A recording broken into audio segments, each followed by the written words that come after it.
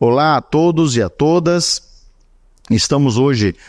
no nosso segundo episódio do videocast Democracia em Debate da Escola Judiciária Eleitoral do Paraná. E hoje temos a visita ilustre do nosso ex-ministro do Tribunal Superior Eleitoral, Dr. Joelson Dias, que é uma pessoa que tem se apresentado em todos os momentos aqui na escola. Não é de hoje que ele já participa das atividades da escola e do TRE do Paraná. Ele sempre está à disposição do Paraná e tem muito conhecimento para nos dar sobre a inclusão de pessoas com deficiência. Então, é uma alegria recebê-lo. E dito isso, eu vou fazer também a minha audiodescrição para os nossos ouvintes, né? A nossa audiodescrição aqui em relação ao ambiente, né? Estamos num auditório do teatro aqui do TRE. O pano de fundo aqui estamos em duas poltronas com uma mesa central. Temos um tapete vermelho, uma cortina vermelha também, né? Cor de vinho, duas bandeiras atrás de mim aqui, uma bandeira do Brasil e uma bandeira do Paraná. Eu sou um homem de 1,82 m, mediano em relação a peso, terno azul, sapato preto e gravata azul. E acho que é suficiente, professor. Eu realmente não. Às vezes a gente esquece de algum detalhe, né? Mas acho que é isso. E sobre a audiodescrição. E então, o Dr. Joelson Dias, que é advogado, ex-ministro do Tribunal Superior Eleitoral, é membro da Comissão Nacional do Conselho Federal da OAB sobre inclusão de pessoas com deficiência, participou ativamente da Convenção da ONU sobre a criação da Convenção da ONU sobre pessoas com deficiência e da Lei de Inclusão aqui no Brasil de pessoas com deficiência. Então ele tem um conhecimento amplo sobre esse tema e também é sócio fundador do IDECOM, Instituto de Estudos Jurídicos e Diálogos Constitucionais, que é um instituto que tem difundido conhecimento em relação a esses temas. Professor, é uma honra recebê-lo e também gostaria de fazer um mimo para o senhor hoje, um agrado, fazendo aqui a apresentação até da nossa revista Paraná Eleitoral, uma revista qualificada, acabou de sair, está versão quentinha ainda, de abril, agora final de abril de 2024, uma revista com qualificação pela CAPES, Qualis B2, e convido a todos que estejam assistindo a publicar a nossa revista, submeter artigos na área de direito eleitoral e democracia e cidadania, para que sejam de artigos relacionados a esses temas que vão ser publicados em alto nível na nossa revista aqui da Escola Judiciária Eleitoral. Então, professor, o senhor tem a palavra para fazer a sua autodescrição e também falar um pouco para nós sobre essas pautas. Eu começo pela minha autodescrição. Sou Joelson Dias, pele clara, cabelos pretos, uso óculos, estou de barba, uma camisa azul num tom bem claro, uma gravata azul também numa tonalidade um pouquinho mais forte, um paletó preto, sapatos pretos e estou em uma dessas poltronas do palco principal do evento. Então, Dr. Joelson, com essa alegria de recebê-lo, nós gostaríamos de começar a falar sobre as barreiras limitantes hoje que existem em relação à acessibilidade, né? Acho que essa talvez seja a principal tônica do seu trabalho, né? É isso? Muito bem, quero, desembargador Anderson Fogaça, nosso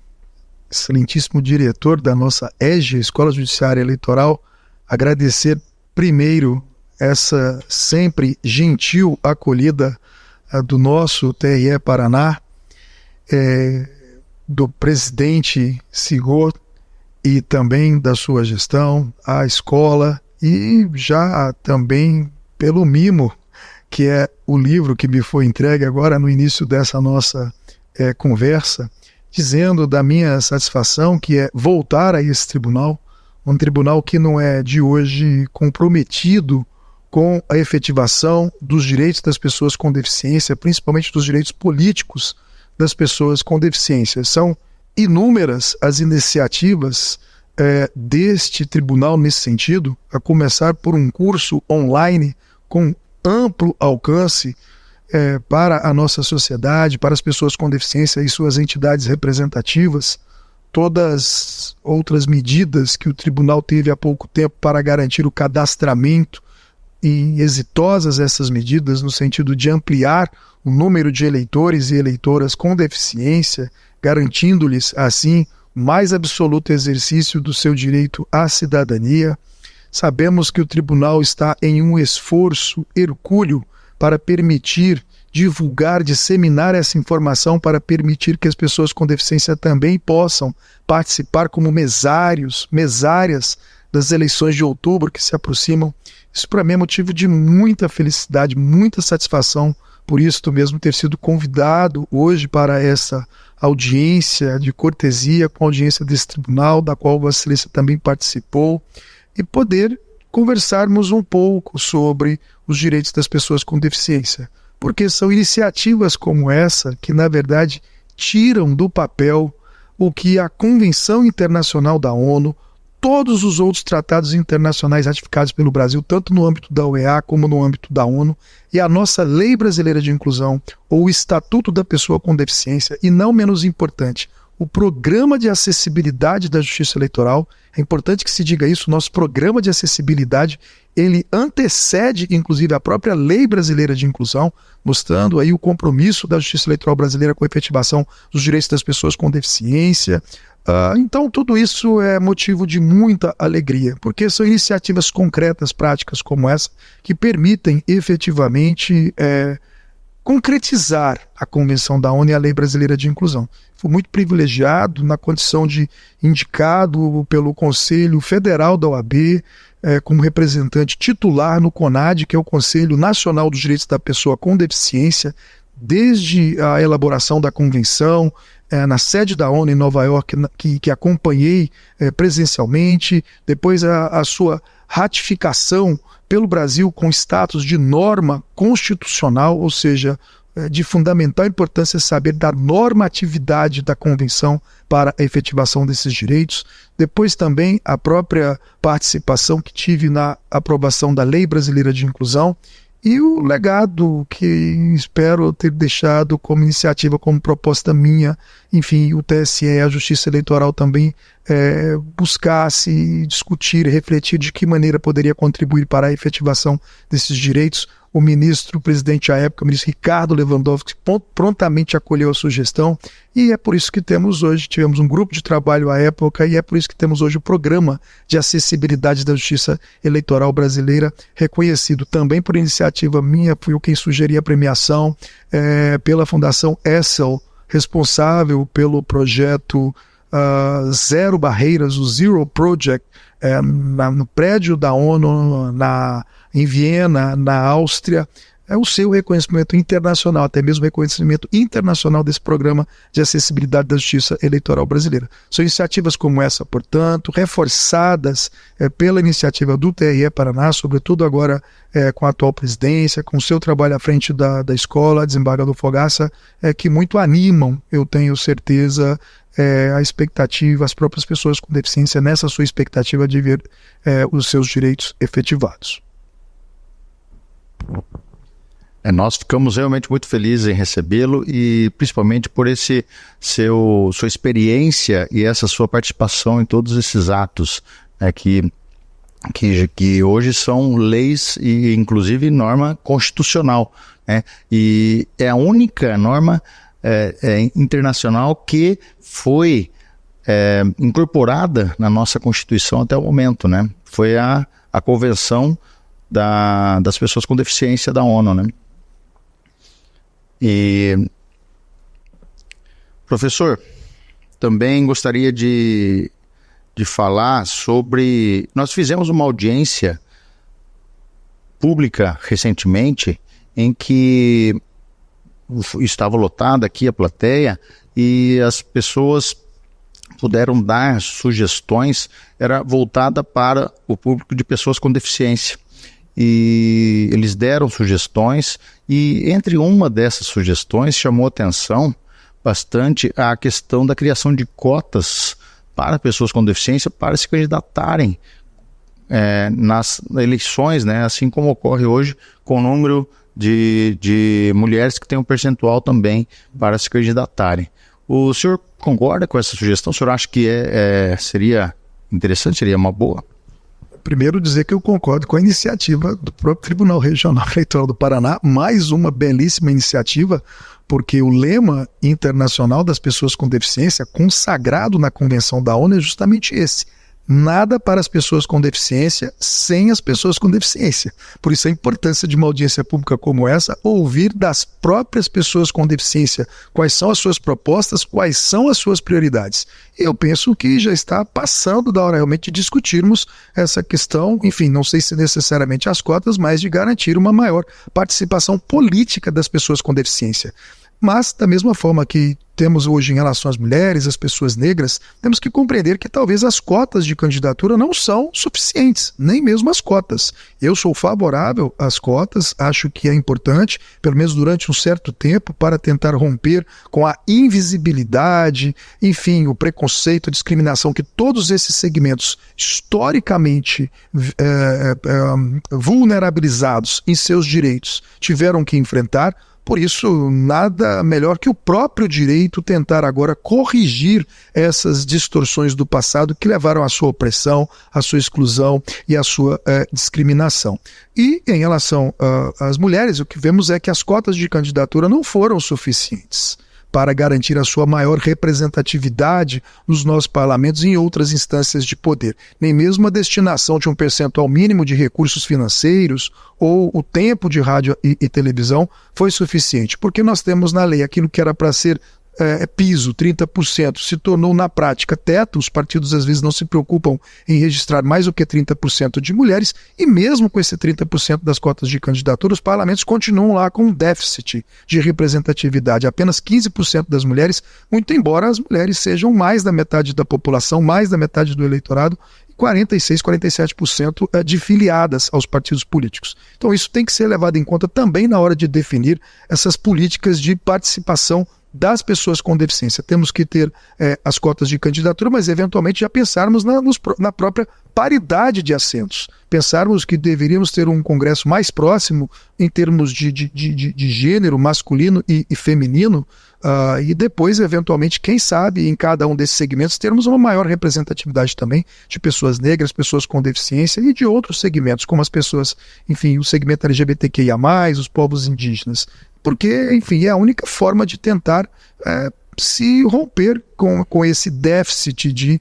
representatividade, porque o segmento das pessoas com deficiência também é extremamente importante. O último censo de 2010 revela que nós temos aí pelo menos 24% da população brasileira, praticamente 46 milhões de brasileiros e brasileiras com deficiência ou algum tipo de mobilidade reduzida. Então são números que preocupam e que precisa realmente de políticas públicas. Precisamos de políticas públicas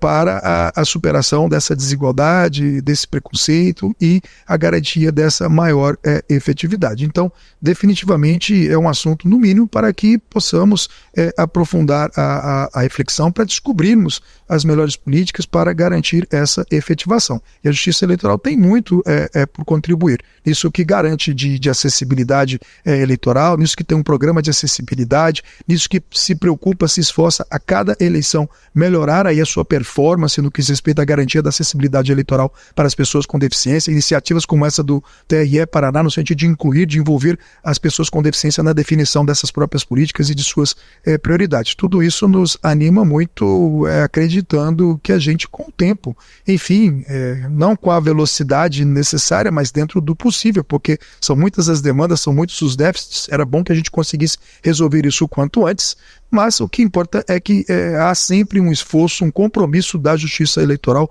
com a maior celeridade possível tentar vencer todas essas barreiras para que a gente possa efetivamente garantir e assegurar esses direitos. Eu concordo com o senhor nesse ponto em que seria um próximo passo da nossa legislação, do avanço da nossa sociedade, na verdade eu diria, em relação a essa questão da cota, de uma paridade entre homem e mulher no próprio cenário político, no próprio Congresso, né, nas câmaras de vereadores. Se me permite, desembargador, a prata da casa, né? A doutora Eneida Salgado propôs isso primeiro, logo depois eu também propus, vi que coincidia com a minha querida amiga, com a minha querida professora Eneida, porque nós defendemos inclusive a possibilidade de que isso seja feita por uma simples alteração legislativa, no sentido de, na apuração, criarmos 2 listas. E mantida a lista aberta, criarmos 2 listas, uma de homens e uma de mulheres, e respeitar aí o quociente partidário alcançado por cada partido, pelos respectivos partidos. Se o partido tem lá direito a 3 ou 5 eleitos, que se faça um homem e uma mulher, ou vice-versa, uma mulher e um homem, a depender do mais bem votado, da mais bem votada, para preencher essas vagas, nessa expectativa de garantirmos assim uma maior representatividade, que é o que realmente importa mais do que as cotas de candidatura. O senhor sabe, já existe então projeto de lei ou emenda constitucional nesse sentido ou não? Tem uma discussão no Congresso, né? Tem algumas emendas constitucionais tramitando, eu particularmente acho que nem precisa de emenda constitucional, eu queria um projeto de lei mesmo no sentido de mexer ali só nas listas, no momento da apuração, preservando a lista aberta, mas o que temos são emendas constitucionais e fixando um percentual até inferior a esses 30% na efetivação, na representatividade das mulheres, o que eu acho que assim não contribui muito para o debate, porque o número, enfim, nós temos que fazer pelo menos um esforço para que esse número, esse percentual seja, harmônico, né, com o que as mulheres efetivamente representam na sociedade e no eleitorado. E a mesma estratégia, a mesma preocupação em relação às pessoas com deficiência, em relação às pessoas negras, que a gente possa ter aí, em qualquer dessas políticas públicas, um percentual que represente efetivamente essas pessoas no eleitorado e na população. Maravilha, eu também penso como o senhor e acredito que seja o próximo passo do avanço aí da nossa sociedade, né? Também,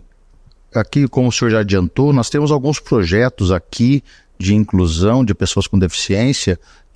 que é uma pauta do nosso presidente, desembargador Sigurd, e que ele tem levado com esmero e muito, muito cuidado essa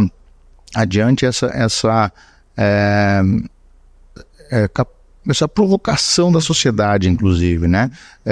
em favor das pessoas com deficiência, para trazê-las para o ambiente aqui da democracia, da cidadania, para dar para essas pessoas toda a cidadania que já é de direito delas, né? Elas possuem esse direito garantido já pela Convenção da ONU, que foi recebida como norma constitucional. Então, a lei de inclusão já permite tudo isso, também esses direitos, né? E eu recentemente estive na instituição, numa associação de pessoas com síndrome de Down em Londrina, e aonde nós levamos os nossos sistemas do TRE para fazer a biometria e o alistamento de eleitores com síndrome de Down. E foi uma repercussão muito positiva e em toda a sociedade ali, então o Tribunal Regional Eleitoral ele está com um dos eixos ligados ao alistamento de novas pessoas que ainda não são eleitores, né, como para garantir esse direito a eles, para se alistarem, né?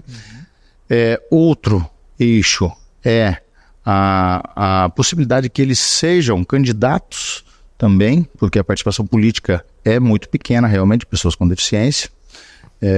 apesar de já sabermos, né, que existe, que há um prefeito em São Paulo, no estado de São Paulo, não me lembro o nome da cidade, ele até gravou um vídeo para nós aqui no dia da audiência pública, e em que ele falou, né, da da sua gestão, né? Mas me parece que é o primeiro prefeito que tem algum problema,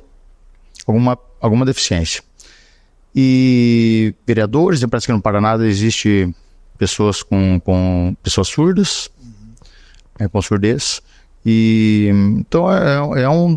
um dos eixos é para que as pessoas se candidatem, que se apresentem para o debate. Também um outro é para que as pessoas com deficiência sejam mesárias e voluntárias, né? Nessa próxima eleição já. Então, em relação a isso, né? Por exemplo, a síndrome de Down, o senhor estava explicando agora há pouco, na visita com o presidente, sobre a questão de como era antes, como ficou depois da Convenção da ONU, da Lei de Inclusão, né, sobre a sentença de interdição. Queria que o senhor falasse sobre isso, né, um pouco mais. Sim, com certeza, para quem acompanha esse movimento das pessoas com deficiência e a efetivação dos seus direitos, não há como negar a importância de todas essas iniciativas do TRE Paraná, justamente por causa disso, porque se vai aí ao longo do tempo consolidando o que está em toda essa legislação. Na verdade, a própria Constituição brasileira, antes mesmo da Convenção da ONU, claro, já assegurava aí uns 100 números de direitos. As pessoas com deficiência deveriam estar contempladas já há muito tempo, desde a Constituição de 88. Mas por isso foi importante a Convenção da ONU e depois a Lei Brasileira de Inclusão vieram como verdadeiros catalisadores no sentido de primeiro ampliar essa discussão, ampliar esse debate, essa disseminação das informações de que as pessoas com deficiência efetivamente têm direitos. E depois incrementar aí o trabalho dos conselhos municipais, conselhos estaduais, do próprio Conselho Nacional de Direito da Pessoa com Deficiência, enfim, da Secretaria de Direitos Humanos, do Ministério dos Direitos Humanos, toda a atuação do Ministério Público, a atuação também das próprias organizações representativas das pessoas com deficiência, as próprias pessoas com deficiência, no sentido de, se vendo como titulares de direito subjetivo, poder reclamar do Estado todas essas prestações, a definição de políticas públicas, inclusive a priorização do orçamento. Saber que as pessoas com deficiência têm que ser ouvidas por qualquer dos poderes. E isso é a importância da Convenção da ONU, saber que todos os poderes têm essa obrigação no que diz respeito à efetivação desses direitos, o executivo, o legislativo, mas também o próprio poder judiciário, por isso que o próprio poder judiciário já faz essas audiências públicas hoje, para poder ouvir das pessoas com deficiência as suas pretensões e a ordem de prioridades, e depois, da mesma maneira, todas as unidades federadas, desde a União até os municípios, todos têm o compromisso com a efetivação desses direitos. E isso é muito razoável que se tenha essa prioridade e que se possa priorizar a materialização, a concretização desses direitos, porque se todos nós nos surpreendemos em relação às mulheres que só puderam votar a partir de 1932, nem existia uma proibição legal propriamente, era uma interpretação que se fazia à época para que as mulheres não pudessem votar. Se dizia que como elas eram dependentes dos seus maridos, dos seus pais, por isso não podiam votar, não tinham a independência necessária suficiente para o exercício do voto, o que é muito mais grave até do que ter uma disposição expressa proibindo o exercício desse próprio direito. Em relação às pessoas com deficiência não foi diferente, lamentavelmente, foi até pior, porque se nos impressiona que as mulheres só votaram a partir de 1932, como dizia, as pessoas com deficiência, muitas delas, parte significativa do segmento, só puderam votar a partir de 2015, por conta da Lei Brasileira de Inclusão, porque até então era muito comum a banalização da interdição. O indivíduo precisava de um simples declaração, certificado da isenção para gozar da isenção na compra de um veículo ou se inscrever em uma política pública como o benefício da prestação continuada, e os órgãos públicos exigiam dele a interdição. O juiz era obrigado a interditá-lo e constava isso até no cadastro eleitoral. E o que tínhamos no final era a incapacidade absoluta da pessoa com deficiência por conta do simples exercício de um direito, ou seja, na efetivação de um direito se acabava não tendo mais acesso a nenhum outro e muito menos ao exercício do direito de voto, e o que dizer então de serem votadas. Foi isso que mudou com a Convenção da ONU, foi isso que mudou depois com a Lei Brasileira de Inclusão, e hoje as pessoas com deficiência, ainda que possam sofrer aí excepcionalmente a curatela passou a sua medida excepcional, atinge tão somente os atos negociais, os atos contratuais. Não tem mais, alcance no que diz respeito aos seus outros direitos, inclusive ao direito de votar, e eu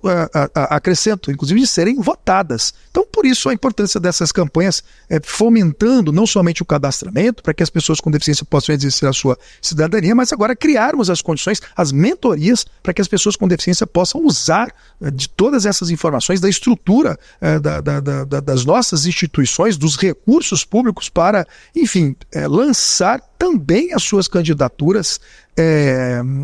o que se espera, né? Impede igualdade com os demais indivíduos, com recursos públicos, com tempo no rádio e na televisão, com toda essa capacitação para que possam participar efetivamente das campanhas eleitorais, na expectativa de que com isso reúnam condições para também serem eleitos e depois melhorarem aí a representatividade dos nossos parlamentos, porque todos nós sabemos, ninguém melhor que as próprias pessoas com deficiência para, nos parlamentos e em outras instâncias de poder, defenderem a efetivação das políticas públicas necessárias para a efetivação desses direitos e a ordem de prioridade com que tudo isso tem que ser também executado. Não, perfeito. Tudo que o senhor tem falado está de acordo com a linha aqui do Tribunal Regional Eleitoral do Paraná, né? E sobre acessibilidade digital, que é outro tema que o senhor trabalha, né? Como que o senhor vê isso? O senhor nos fale um pouco sobre acessibilidade digital e como isso também pode promover os direitos humanos, né, os direitos na nossa sociedade. Esse é um outro tema também muito atual, muito se tem discutido sobre, o impacto da internet, das redes sociais, das novas tecnologias como a inteligência artificial na democracia, nas eleições, e o mundo inteiro, na verdade, tem discutido isso. O Brasil precisa saber que essa já é uma discussão muito avançada no âmbito dos organismos internacionais. A ONU tem um Fórum Internacional de Governança da Internet, a Unesco também tem diretrizes sobre a regulamentação das plataformas, países como os Estados Unidos, Canadá, a União Europeia, alguns países da União Europeia, Austrália, Japão já estão bem avançados nessa regulamentação, tanto da internet como das plataformas das redes sociais. E não é só o impacto na democracia, nas eleições, claro que não, que se discute nesses fóruns, porque a internet, as redes sociais acabam tendo impacto em vários aspectos da nossa vida social, no que diz respeito aí ao meio ambiente, no que diz respeito à saúde, e claro, esses órgãos também têm como eixo a acessibilidade digital como um dos direitos fundamentais para que se possa falar de uma internet de redes sociais e até das novas tecnologias, como a inteligência artificial, realmente inclusivas, efetivamente inclusivas. E não é só o acesso ao Wi-Fi, o acesso ao computador, algum tipo de acessibilidade arquitetônica ou nos equipamentos necessários para a conexão com a internet, mas principalmente no conteúdo. Porque hoje todo mundo usa do seu computador, da sua internet, até mesmo do seu simples aparelho celular para, comprar o seu alimento, resolver todos os aspectos bancários pela internet, com o seu banco, conseguir um emprego, até mesmo os relacionamentos hoje se viabilizam pela internet, pelas redes sociais. Então é isso que a gente, na verdade, fala quando se refere à acessibilidade digital. Garantir que os aplicativos, garantir que todo o conteúdo, garantir que toda essa tecnologia esteja à disposição das pessoas com deficiência para, como está na Convenção da ONU, como está na Lei Brasileira de Inclusão, possam gozar também de todos esses outros direitos na mais absoluta condição de igualdade, as mesmas oportunidades com as demais pessoas na sociedade. Então é nesse sentido que vem a acessibilidade digital. É claro que isso alcança também a própria acessibilidade eleitoral. Todo esse sistema eletrônico de votação tem que estar voltado para as pessoas com deficiência, e aí por isso o pioneirismo da Justiça Eleitoral brasileira. A própria urna já foi designada desde o início com o teclado em braille, o fone de ouvido, a exigência pela legislação e o cumprimento rigoroso pela Justiça Eleitoral dessa legislação no que diz respeito à acessibilidade. Toda a propaganda na televisão tem que ter a audiodescrição, tem que ter libras e legenda, enfim, recursos de acessibilidade fundamental para que as pessoas com deficiência possam ter acesso ao conteúdo conteúdo, mais do que qualquer outra coisa, é o conteúdo do que está sendo veiculado. E os partidos, as candidaturas, candidatos e candidatas, deveriam, enfim, cumprir com esses recursos de acessibilidade, não porque isso somente é uma exigência legal, mas porque, como eu dizia, são pelo menos 24% da população brasileira, quase 46 milhões de pessoas com deficiência, enfim, ou com algum tipo de mobilidade reduzida, ou seja, um público muito amplo para, enfim, as candidaturas dos partidos tentarem atingir com as suas propostas, com os seus projetos e a partir daí ter também os seus apoiadores. A iniciativa de usar de toda essa tecnologia para divulgar os seus programas, quem sabe as pessoas com deficiência se interessarem mais pela filiação aos próprios partidos políticos, depois lançarem as suas próprias candidaturas. E o quanto, então, os partidos se beneficiariam com esse número maior de pessoas com deficiência, eleitoras, eleitores, mas também candidatos e candidatas. Quantos apoiadores a mais não viriam com essas pessoas com deficiência se elas pudessem se lançar também candidatas e terem, não menos importante, garantidas as condições materiais, igualdade de oportunidades no que diz respeito também à sua campanha eleitoral, porque não é só cumprir cota. No caso da pessoa com deficiência, nem cota temos, mas enfim, recursos financeiros, tempo no rádio e na televisão e acessibilidade em todas as práticas do partido, na sua propaganda, na internet, no lugar onde se grava a propaganda eleitoral, para que a pessoa com deficiência possa bem exercer os seus direitos. E eu acho que ganhamos todos nós na sociedade com essa representatividade. É muito importante termos nos nossos parlamentos esses diferentes pontos de vista, essas diferentes perspectivas. Então que venham cada vez mais, não somente nas cotas de candidatura, mas de fato onde realmente importa, nos nossos parlamentos e outras instâncias de poder, mais mulheres, mais pessoas com deficiência, mais pessoas negras, mais pessoas do segmento LGBTQIA+,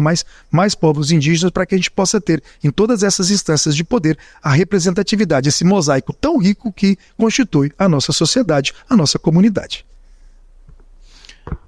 E nós também, aqui no Paraná,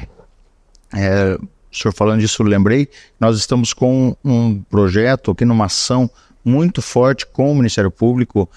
uma ação em conjunto para destinar a acessibilidade em todas as escolas públicas, né? Onde será um local de votação. E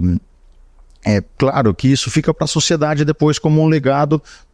da Justiça Eleitoral, né? Onde conseguirmos fazer essa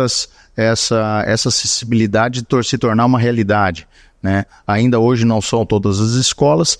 elas têm, algumas têm uma acessibilidade boa e daí por isso acabam, muitas vezes a pessoa pode pedir para que, a pessoa com deficiência pode pedir para que vote naquele local, né? Mas ainda não temos essa realidade e no Brasil como um todo, né? Mas essa questão até da acessibilidade nos locais de votação começou com o senhor também, como o senhor me contou, na resolução do TSE, né? Quando o senhor foi ministro. À época, ministro substituto do TSE propôs, e o presidente à época, ministro Ricardo Lewandowski, prontamente acolheu a sugestão de que também a Justiça Eleitoral deveria se esforçar, independentemente dos outros poderes, das outras unidades da federação, de garantir essa acessibilidade às pessoas com deficiência, ou o mais importante, garantir o tópico da Convenção da ONU, o tópico da Lei Brasileira de Inclusão, que diz da inclusão das pessoas com deficiência, a participação também na vida pública e política.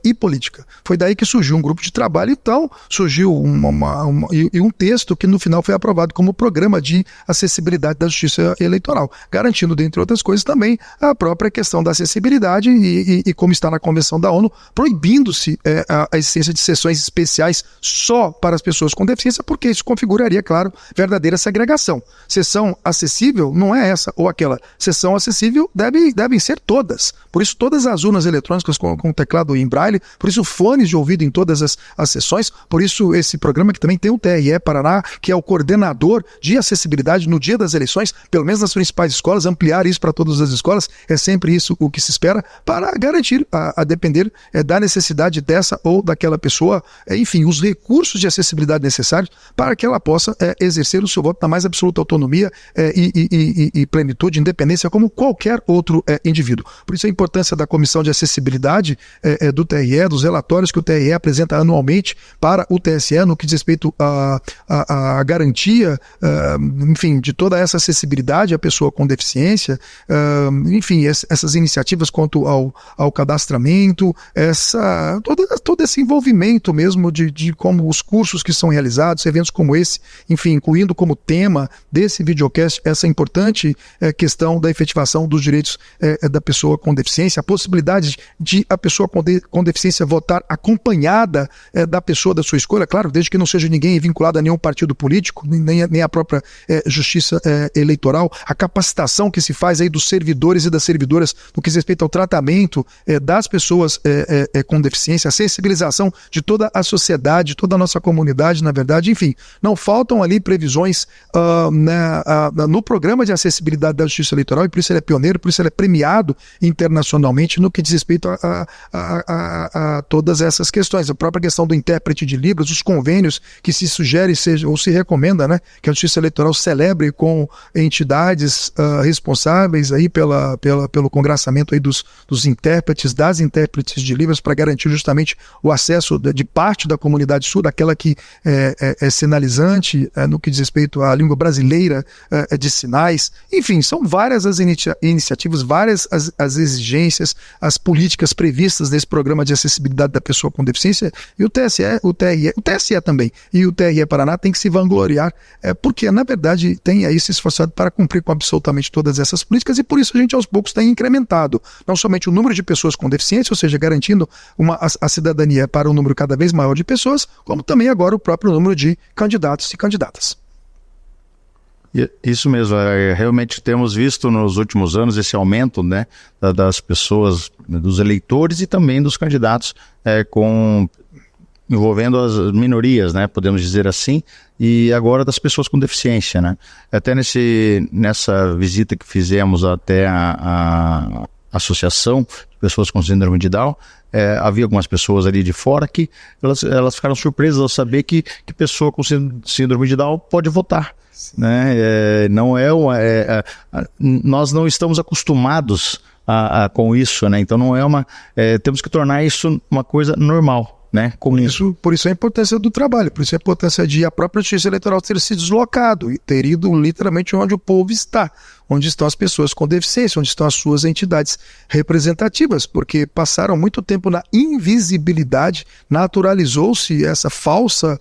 compreensão de que as pessoas com deficiência eram incapazes, e agora, enfim, e o direito é responsável por muito disso, né? Até pouco tempo atrás eram consideradas pessoas absolutamente incapazes, era uma previsão do nosso Código Civil, precisa da Lei Brasileira de Inclusão para revogar, modificar esse dispositivo, então agora é pelo direito também, eu penso, que garantiremos todas essas ações afirmativas ou políticas públicas, iniciativas como essa do nosso TRE Paraná, para que as pessoas com deficiência possam ter assegurado, então, todos esses seus direitos, inclusive os políticos, inclusive de votar e serem votadas. Dr. Joelson Dias, então, hoje estamos aqui muito feliz em recebê-lo e principalmente agora superou qualquer expectativa, né, a sua visita aqui para nós e é uma alegria poder ouvi-lo e tomar todo esse conhecimento seu em relação a esse tema que é muito caro para o TRE do Paraná. Então, só tenho a agradecê-lo e desejar um bom retorno à sua casa em Brasília, né? E obrigado, então, e fica aqui o nosso agradecimento.